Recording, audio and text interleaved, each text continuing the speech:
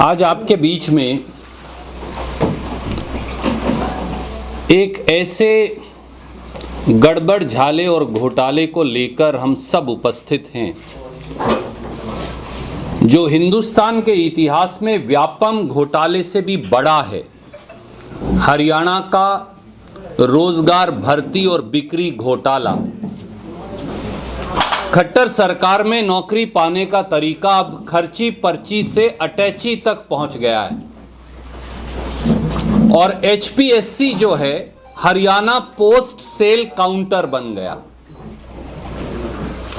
हरियाणा वासियों के सामने, हमारे नौजवान युवक युवतियों के सामने एक बात साफ है, खट्टर साहब बिना पर्ची बिना खर्ची के नारे लगाकर प्रदेश के लाखों करोड़ों नौजवानों को मूर्ख बनाते रहे और हरियाणा में नौकरियों की बिक्री की मंडी चलती रही। भाजपा जजप्पा सरकार में अब खर्ची भी विकास का टॉनिक पीकर अटैची बन गई है। 32 से अधिक पेपर लीक और भर्ती घोटाले को उजागर कर हम लगातार हरियाणा के युवाओं से होते अत्याचार को आपके माध्यम से जनता के सामने रखते रहे, परंतु सरकार हमेशा विपक्ष की बात को टालती रही। हरियाणा पब्लिक सर्विस कमीशन यानी हरियाणा पोस्ट सेल काउंटर के डिप्टी सेक्रेटरी और एचसीएस अधिकारी अनिल नागर, अश्वनी कुमार और अन्य की गिरफ्तारियों से साफ है कि हरियाणा में नौकरी भर्ती और नौकरी बिक्री घोटाला देश का सबसे बड़ा रोजगार घोटाला है। मुख्यमंत्री खट्टर साहब ने 3 जुमले रटे हुए हैं, मेरिट, पारदर्शिता और बिना पर्ची खर्ची। नौकरियां बिके, पर्चे लीक हों, खाली ओएमआर शीट भरी जाएं, रोल नंबर एक दूसरे के पीछे लगाए जाएं, पेपर में धांधली हो, पर खट्टर साहब जनता के सामने और पत्रकारों के सामने ये 3 जुमले उछालकर निकल जाते। पर हरियाणा के युवाओं के भविष्य से खिलवाड़ करने, हरियाणा के युवाओं के भविष्य को अंधकारमय करने, उसकी जिम्मेवारी और जवाबदेही दोनों मुख्यमंत्री और उप मुख्यमंत्री के दरवाजे पर है। प्रदेश के युवाओं की मांग है और प्रदेश के युवाओं की ओर से मैं आज सिलसिलेवार 7 बिंदु लेकर उपस्थित हूं कि प्रदेश के युवाओं को इन 7 सिलसिलेवार बिंदुओं का खट्टर साहब जवाब दें। नंबर 1, एचपीएससी को हरियाणा पोस्ट सेल काउंटर क्यों बना दिया? साफ है कि हर भर्ती के रेट हरियाणा में अब तय हैं। 25 लाख दो, डेंटल सर्जन बन जाओ। 20 लाख दो, एचसीएस का प्रिलिमिनरी पेपर पास कर जाओ। 1 करोड़ दो, एचसीएस अधिकारी लग जाओ। 50 लाख दो, नायब तहसीलदार लग जाओ। यह बात हम नहीं कह रहे, ये बात हरियाणा पब्लिक सर्विस कमीशन के वो डिप्टी सेक्रेटरी जो अब पकड़े गए वो, और 1 करोड़ की नकदी भी जिनके पास से पकड़ी गई दफ्तर में, ये वो सरकार की विजिलेंस को बता रहे हैं। दूसरा बिंदु, अनिल नागर तो खट्टर सरकार का चहेता अधिकारी था। अगर मैं ये कहूं कि एक तरह से गठबंधन का प्रतिनिधि था तो शायद गलत नहीं होगा। चौटाला सरकार में 2004 में अनिल नागर की भर्ती हुई और 2016 में खट्टर साहब ने उसे ज्वाइन करवाया।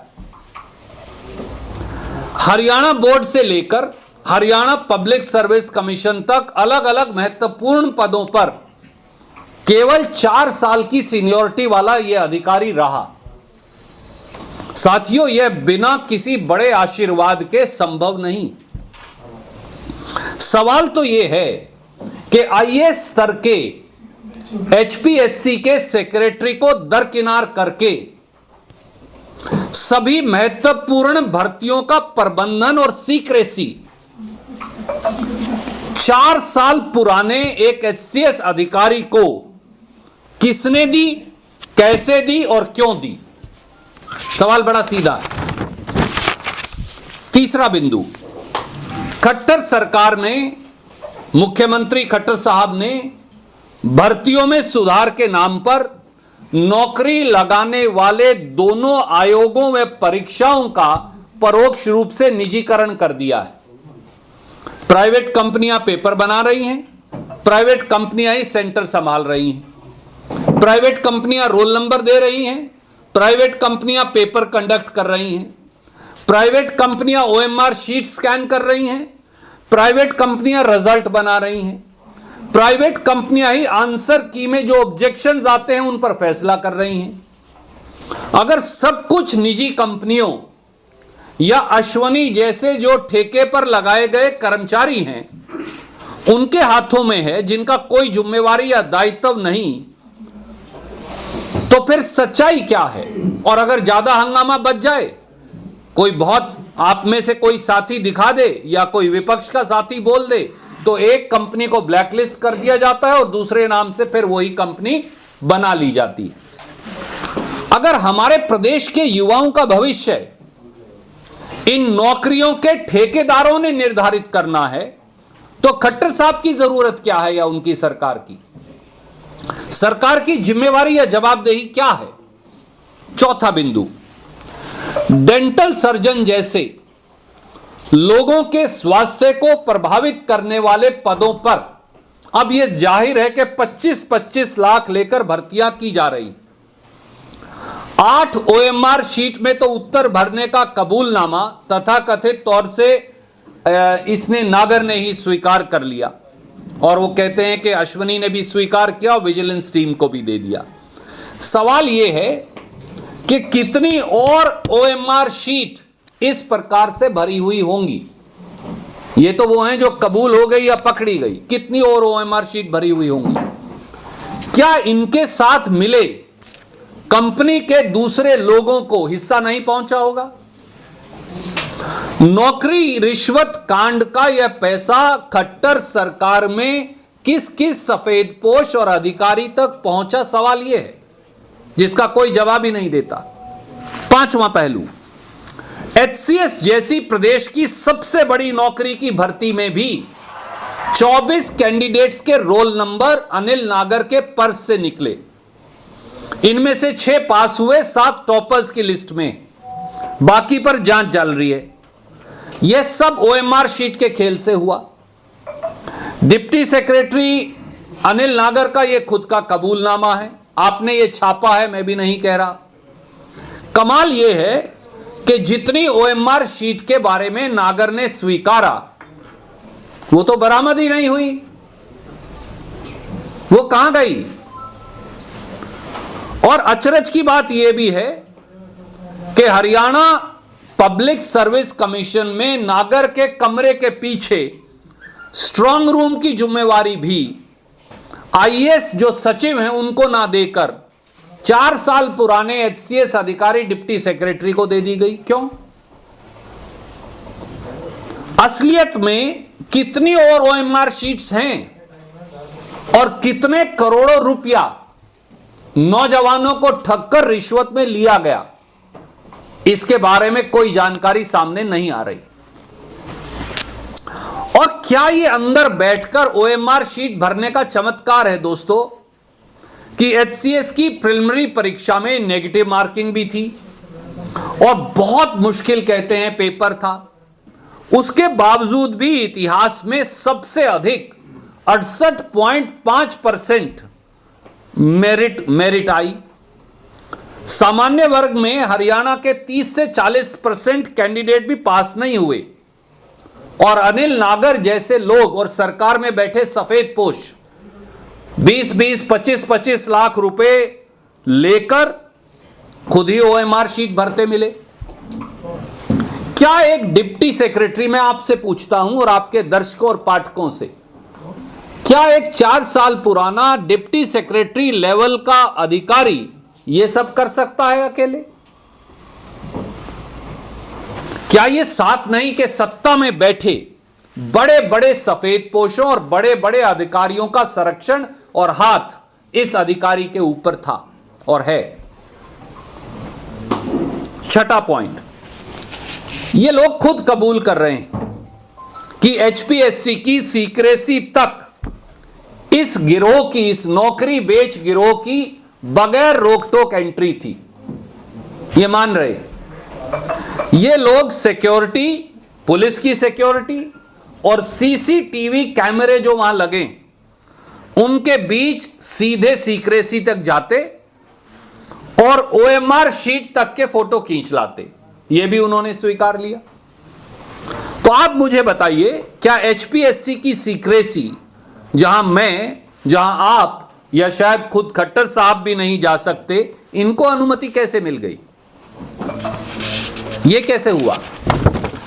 और जिस जगह पर नियमों के अनुसार इस प्रदेश का मुखिया भी नहीं प्रवेश कर सकता, वहां नौकरी बेच गिरोह ऐसे कैसे जा रहा था जैसे रेडी से सेब केले लेने जा रहा हो और वापस आ रहा था। और जब ये लोग हरियाणा पब्लिक सर्विस कमीशन की इन महत्वपूर्ण शाखाओं में घुसपैठ करते थे, हेराफेरी करते थे, नौकरियां बेचते थे, रिश्वत लेते थे, तो हरियाणा पब्लिक सर्विस कमीशन के चेयरमैन, वहां के मेंबर, वहां की पुलिस, प्रदेश की सीआईडी, प्रदेश की सरकार वो आंख मूंदे क्यों बैठी थी? क्या ऐसा तो नहीं कि ऊपर से नीचे तक सबकी आंखों पर? और सातवां बिंदु, इस व्यापम गिरोह, अब इसे व्यापम गिरोह ही कहता हूं मैं, इस व्यापम गिरोह के तार एचपीएससी नहीं, अब यह सामने आया कि हरियाणा बोर्ड और हरियाणा स्टाफ सिलेक्शन कमीशन तक भी जुड़े हैं। 2016-17 से हरियाणा में एचटेट परीक्षा में भी हेराफेरी की बात सामने आ गई, पेपर बेचने की बात भी सामने आ गई। कई और पदों पर हरियाणा स्टाफ सिलेक्शन कमीशन में जो फर्जीवाड़ा हुआ उसकी बात भी अब सामने आ रही है। विजिलेंस के अनुसार जो जसबीर सिंह मलिक को ऑनलाइन एप्लीकेशन स्कैनिंग और पेपर चेकिंग का ठेका मिला, मैं दोबारा याद दिलाता हूं आपको, विजिलेंस कह रही है कि जो जसबीर सिंह मलिक को ऑनलाइन एप्लीकेशन स्कैनिंग और पेपर चेकिंग का ठेका मिला, वही कैंडिडेट्स को फंसा कर रिश्वत देने के लिए लेकर आ रहा था। तो फिर नौकरी भर्ती का तो खेल ही सारा नकली है खट्टर सरकार में, अब यह साफ है। साथियों, एक बात बिल्कुल सामने है, खट्टर सरकार हर बार जब रंगे हाथों पकड़ी जाती है तो 4-5 दिन अच्छी अच्छी खबरें चलवाती है, शेखी बगाड़ती है और फिर पर्दा डाल देती है। मैं 3 उदाहरण आपको याद करवाऊंगा। 7 साल पहले क्लर्क की भर्ती में 7 परीक्षाएं हुई, याद करिए। वो सारे पेपर लीक हुए, पकड़े गए। जुड़ाव कहां मिला? पानीपत के एक स्कूल संचालक जो भाजपा के नेता हैं वहां। ये सबने स्वीकारा कि पेपर लीक हुआ है। एसआईटी का गठन हुआ, कहा हम बड़ी पारदर्शिता करेंगे। आज 7 साल बाद मैं पूछता हूं हुआ क्या? मैं बताता हूं। उस एसआईटी ने भाजपा के उस नेता के स्कूल को क्लीन चिट दे दी, वो सारी नौकरियां लग गई। कोई पेपर जो लीक हुआ था उसे कूड़ेदान में डाल दिया गया। एक आपको और उदाहरण याद दिलाता हूं। 2017 में हमने एक सुपरमैन को देखा, आदरणीय खट्टर साहब को। उन्होंने रेड मारी हरियाणा पब्लिक सर्विस कमीशन में सुपरमैन के तौर पर। बहुत सारे क्लर्क सस्पेंड हुए। उसके बाद क्या हुआ? अब 2021 तक आप भी भूल गए, लोग भी भूल गए, बच्चे भी भूल गए, सारा मामला बंद। 2018 में 18-19 में याद करिए, कैश फॉर जॉब स्कैम हुआ। हमने पब्लिक सर्विस कमीशन के बाहर धरना लगाया। कांग्रेस पार्टी ने अलग अलग जिलों में प्रदर्शन किया। आखिर में खट्टर साहब को एफआईआर दर्ज करनी पड़ी, एसआईटी बनाई गई, यही हरियाणा पब्लिक सर्विस कमीशन में, कैश फॉर जॉब स्कैम में। 2021 में बताइए खत्म हो गया, क्या हुआ? सब बंद, कुछ नहीं हुआ। 32 पेपर लीक हो चुके पिछले 7 साल में, कई बंदे पकड़े गए, क्या हुआ? कुछ नहीं, सब बंद। तो पुलिस कांस्टेबल मेल हो, वो सब इंस्पेक्टर हो, वो नायब तहसीलदार हो, नायब तहसीलदार में बाकायदा एफआईआर दर्ज हुई, कोर्ट में जाकर खट्टर सरकार ने कहा सब ठीक है, सब चंगासी, अपने गुरु आदरणीय मोदी जी की तरह। एक बात इसलिए साथियों साफ है कि न तो HCS अनिल नागर और न ही अश्वनी शर्मा इस घोटाले की आखिरी कड़ी है। इसकी कड़ी ऊपर जाती है, ऊपर, और वो ऊपर कहां तक पहुंच रही है उसकी जांच करना होना और करना आवश्यक है। इसलिए नौकरी बेचने के इस खेल ने हरियाणा के युवाओं के भविष्य को खा खाकर दीमक की तरह खोखला बना रखा है। हमारी 5 सीधी मांग है। Number 1, Haryana staff selection commission और हरियाणा पब्लिक सर्विस कमीशन को बगैर देरी बर्खास्त किया जाए ताकि एक निष्पक्ष जांच हो सके। नंबर 2, जिन भर्तियों की परीक्षाएं हरियाणा स्कूल एजुकेशन बोर्ड में या फिर हरियाणा पब्लिक सर्विस कमीशन में अनिल नागर की पोस्टिंग के दौरान हुई है, उन सारी भर्तियों को और एग्जामिनेशंस को रद्द किया जाए। नंबर 3, हरियाणा के इस नौकरी बिक्री व्यापम घोटाले की जांच पंजाब हरियाणा हाई कोर्ट के मुख्य न्यायाधीश की देखरेख में एक SIT करे। An investigation monitored by the Chief Justice of Punjab and Haryana High Court by an SIT directly monitored by him। ना कि हरियाणा सरकार की एजेंसियां करें, जिनका रिकॉर्ड मैंने आपको पिछले 7 साल का बता दिया, ताकि निष्पक्ष जांच हो और कौन से सफेद पोश हरियाणा के बच्चों के भविष्य को बेचकर अपनी जेबें भर रहे हैं और ये रिश्वत कांड चला रहे हैं, उनके चेहरे जनता के सामने आ सके। चौथी मांग, हरियाणा पब्लिक सर्विस कमीशन और हरियाणा स्टाफ सिलेक्शन कमीशन का पुनर्गठन हो। कोई भी नई भर्ती करने से पहले जो एक्सपर्ट्स हैं उसके लिए एक्सपर्ट्स का सुधारों के लिए एक पैनल बनाया जाए, उस पैनल की रिकमेंडेशन सार्वजनिक की जाए और उनकी फिर अनुपालना या उसका क्रियान्वयन किया जाए। और 5वीं मांग, खट्टर साहब हरियाणा के युवाओं से माफी मांगे जिन्हें आप बिना पर्ची बिना खर्ची के नारे देकर 7 साल से मूर्ख बना रहे हैं। कोई प्रश्न आप पूछना चाहें तो स्वागत है।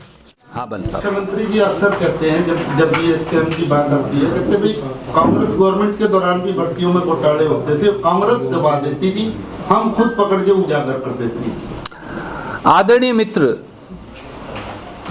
सच्चाई ये है कि सावन के अंधे को सब कुछ हरा हरा दिखता है।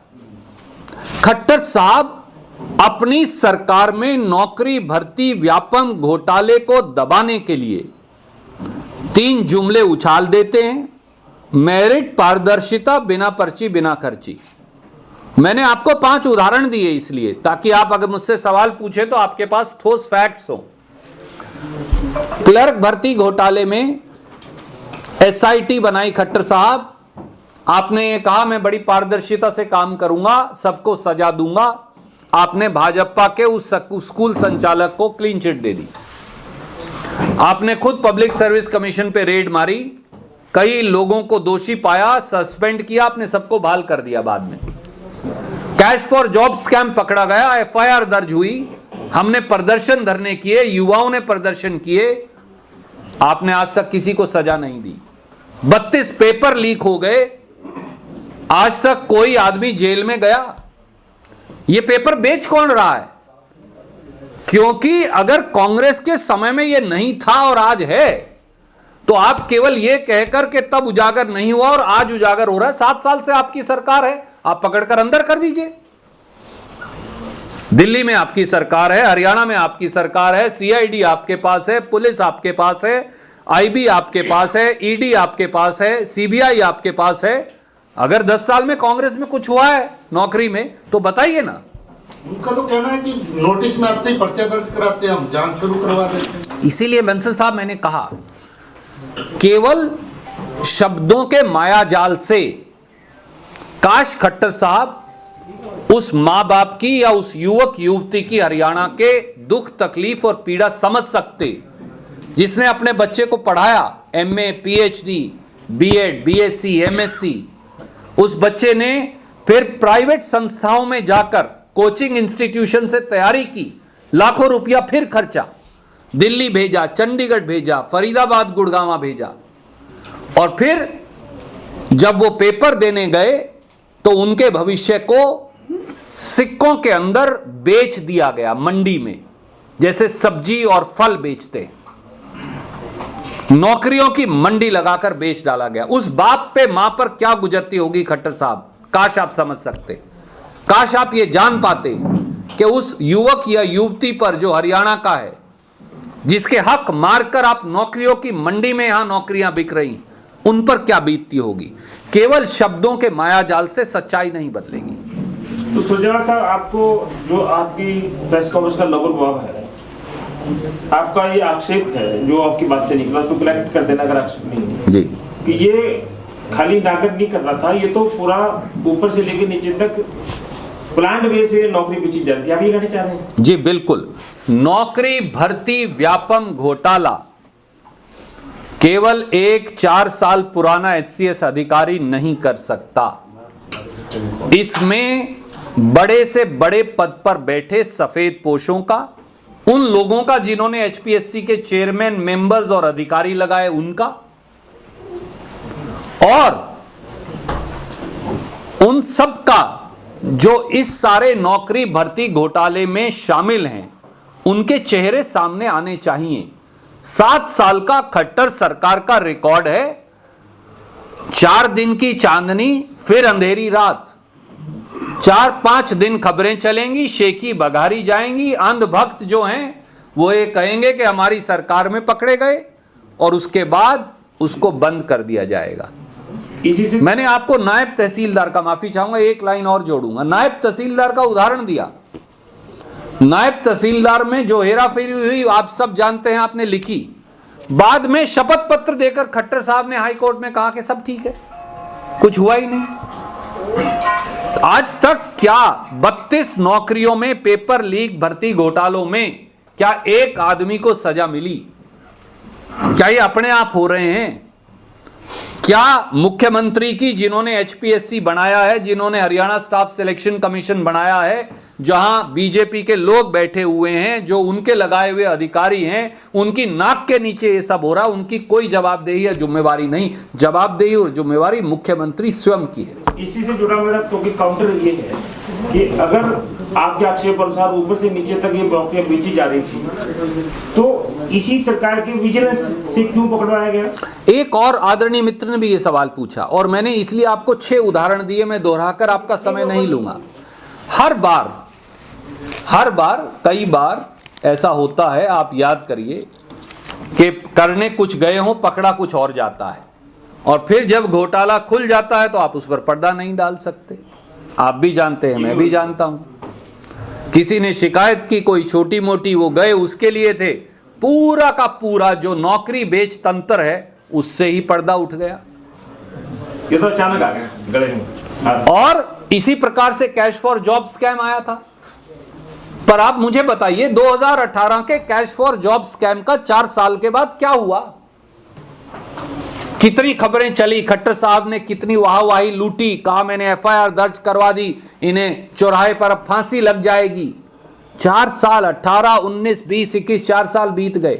वो सारे लोग एक बार फिर उन्हीं पदों पर फिर नौकरियां बेच रहे हैं। तीसरा बिंदु है इसी जुड़ा, जो आपने कहा कि सब कुछ स्कैनिंग बाहर, पेपर बाहर, मार्किंग बाहर, मेरिट लिस्ट तैयार, सब बाहर, सब कुछ निजीकरण हो गया। तो ये प्रक्रिया कांग्रेस सरकार में किस टाइप से थी? थोड़ा सा कंपैरिजन अगर कर सकते। देखिए, क्योंकि मैं स्वयं कभी हरियाणा पब्लिक सर्विस कमीशन के संचालन में या प्रभारी मंत्री नहीं रहा, तो मुझे पूरी प्रक्रिया की जानकारी नहीं। कोई ना कोई उस समय के अधिकारी या जो राजनीतिज्ञ उस समय में प्रभारी होंगे वो बता सकते हैं। पर मैं एक बात आपको बता सकता हूं कि परोक्ष रूप से ठेकेदारी प्रथा पर सारी नौकरियों को दे दिया गया है।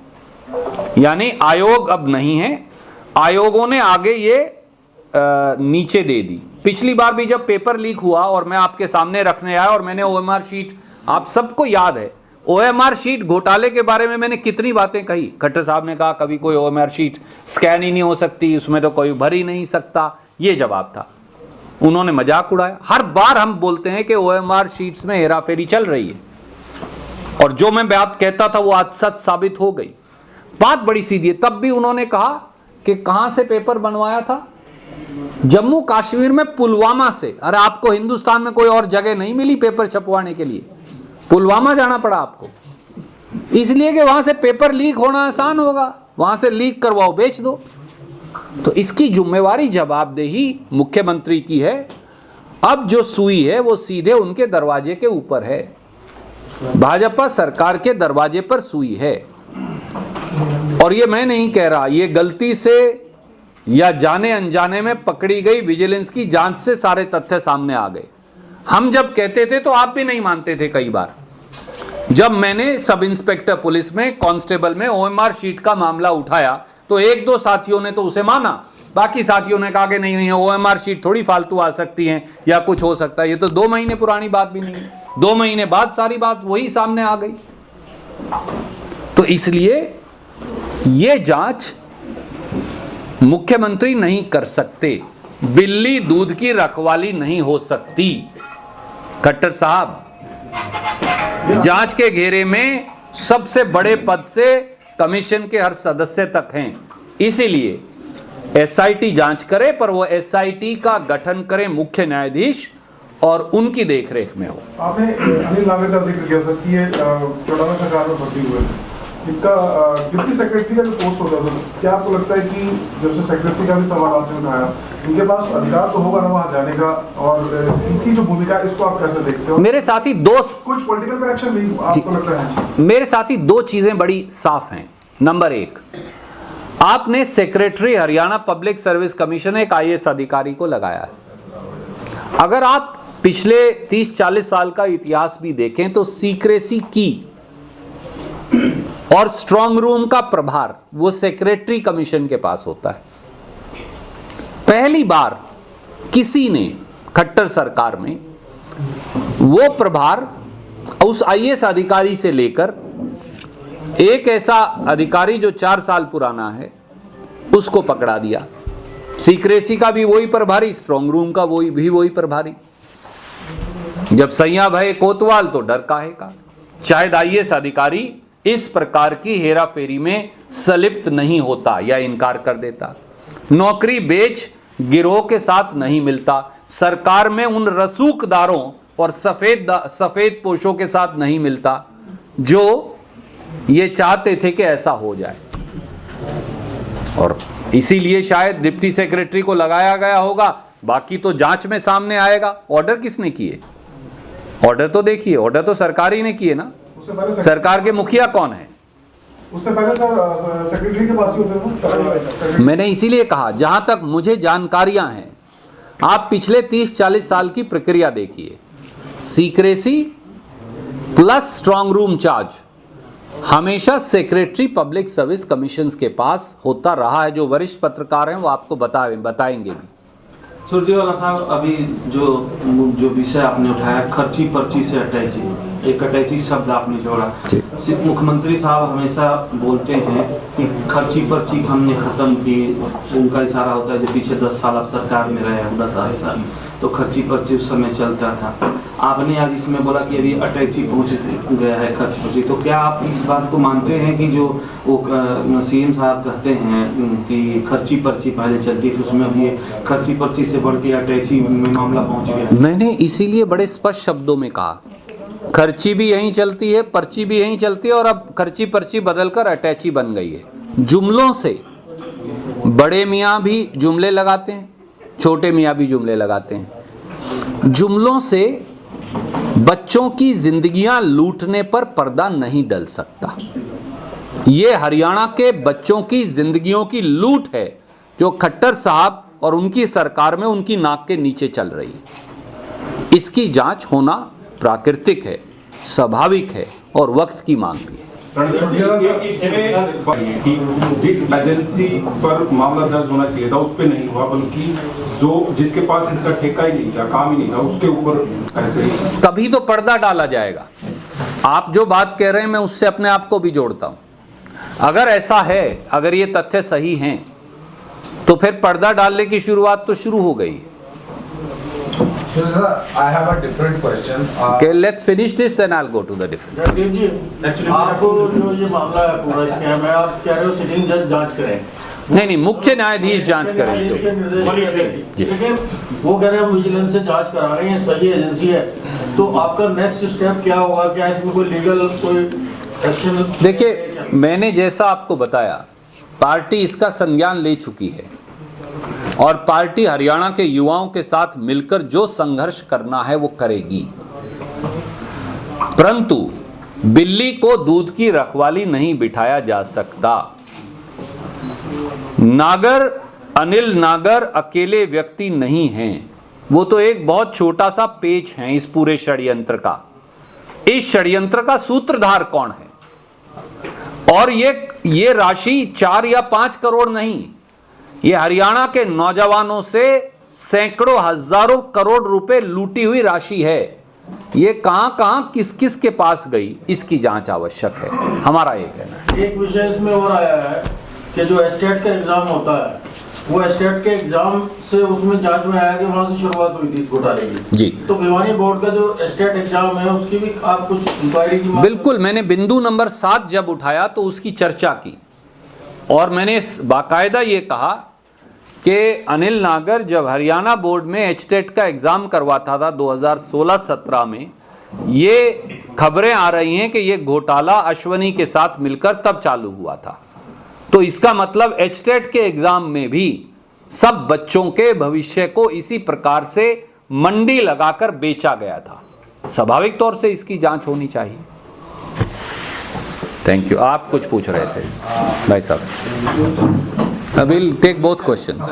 वो दोनों में एक ही है। चलिए। मणि सरकार ने कहा है कि डिफेंस पे सरकार को खर्चा नहीं करना चाहिए, बल्कि हेल्थ और एजुकेशन पर खर्चा करना चाहिए।